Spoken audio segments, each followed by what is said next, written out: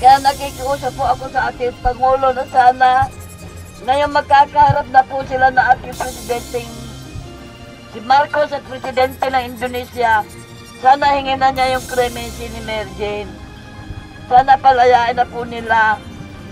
Emosyonal ang mag-asawang Celia at Cesar Veloso, ang mga magulang ni Mary Jane Veloso, nang basahin ang kanilang ginawang liham para kay Pangulong Ferdinand Marcos Jr. at President Joko Widodo ng Indonesia. Hiling nila mamagitan si Pangulong Marcos para mabigyan ng executive clemency at agarang palayain si Mary Jane na biktima lamang anila ng human trafficking.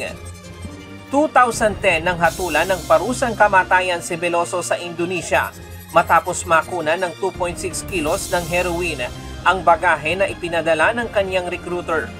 Kaya yun po ang panawagan ko po sa ating Pangulo na ito pong pagkakataon na pagdating ni Widodo dito sa Pilipinas na sana po ay mabanggit na po ng ating mahal na Pangulo na bigyan na po ng clemency ang aking anak kay Widodo. Nais din sana nilang personal na makausap si Pangulong Marcos Jr. pero hindi na sila pinapasok sa Malacanang. Tanging ang abogado lang na tumutulong sa pamilya Veloso ang pinapasok para ipa-receive ang kanilang mga sulat. Actually, yung pamilya sana, ang gusto talaga natin na direktang makapagpaabot ng kanilang sulat kay President Marcos at kay President Widodo. Kaya lang yun nga, hanggang doon lang yung binigay sa atin eh. So, hopefully, papaabot talaga ito nung nag-receive doon sa Office of the President yung ating mga sulat sa intended persons. Nag-aalala kasi ang pamilya Veloso dahil isang buwan na lamang ay magkakaroon na ng eleksyon sa Indonesia at hindi na muling tatakbo ang kasalukuyang presidente. Anila, mas kabisado ni President Widodo ang kaso ni Mary Jane, kaya bago sana siya bumaba sa pwesto ay mapagbigyan ang kanilang kahilingan para palayain na ito. Kalakip ng sulat ng pakikiusap ang kopya ng painting na gawa mismo ni Mary Jane para iparating sa dalawang pangulo na ang nakakulong ay isang mabuting ina na walang ibang hangad kundi mabigyan ng magandang kinabukasan ang kaniyang pamilya. Ngayong araw ang ika-39 na taong kaarawan ni Mary Jane, 14 na taon na rin itong nakakulong sa Indonesia. Ang panganay na anak ni Mary Jane na si Mark Daniel, mahirap daw ang lumaki na walang magulang, kaya napabayaan rin nito ang kanyang pag-aaral at nabarkada. Bagamat kung minsan ay pinanghihinaan na daw ng loob ang kanyang ina, pero lagi lang nitong bilin sa kanyang mga anak na laging tumawag sa Diyos.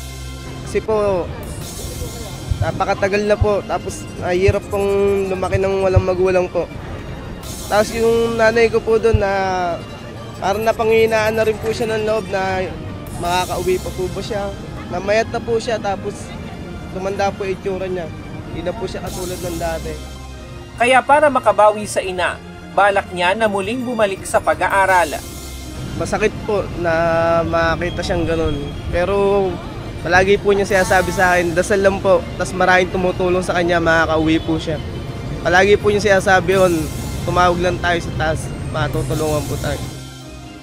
Ayon naman sa Migrante International, nananatili pa rin sa death row si Mary Jane at anumang araw ay pwedeng schedule ng Indonesian government ang pagbitay dito. Pansamantala lamang ang pagpapatigil ng pagbitay sa kanya dahil sa kasong isinampa ng human trafficking ng pamilya ni Veloso dito sa Pilipinas laban sa kanyang recruiter at ito lamang ang inaantay ng Indonesian government.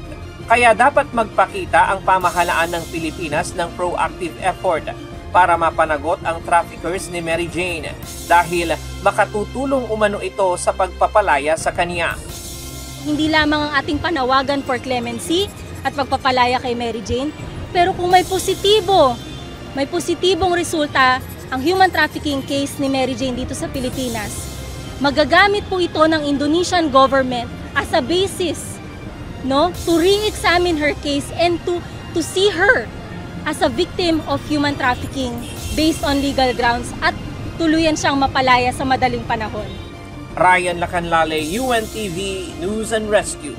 Diyos ang aming sandigan, serbisyo publiko ang aming pinahahalagahan.